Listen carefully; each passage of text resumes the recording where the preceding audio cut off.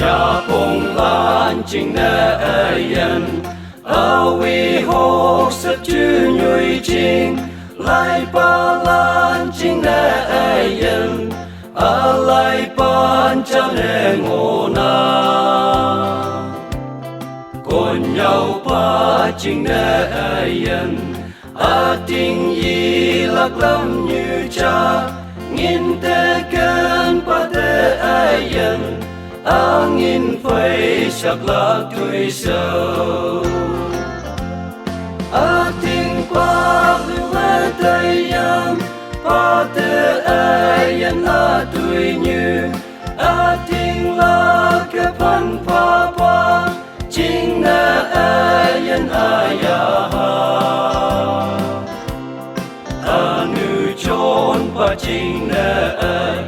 yên là kén cha chính mong mây kata tui pa chính nè yên là tui lạc yên một cha in này nhai pa chính nè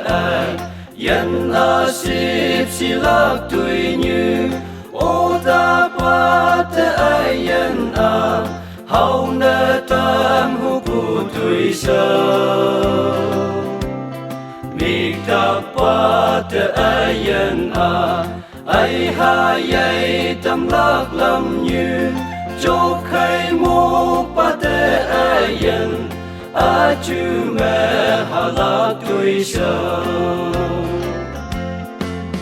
tình pa lệ tay yam pa te yên tuổi như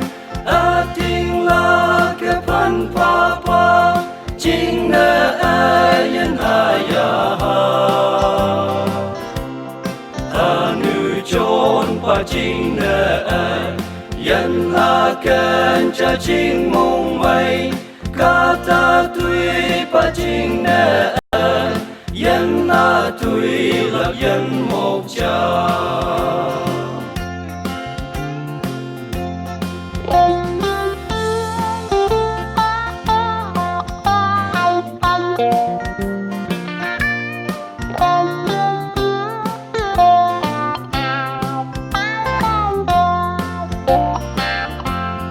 tuổi sau thế là nheng mong pa linh ba chính na yên nông man nguy ba lạc chính mẹ cần cha số te tàu bu kỳ anh nhảy ya hu ba chính nè yên là ya hu bu tui ngã ba chính na yên wong bong ye nam bu tui sơ ating pa lệ tay yam pa te yên tuổi như ating la ke pan pa pa chính na yên aya anu chon pa chính na yên la kén cha chính mong mây kata tui pa chính nè yên tuổi lạc yên một cha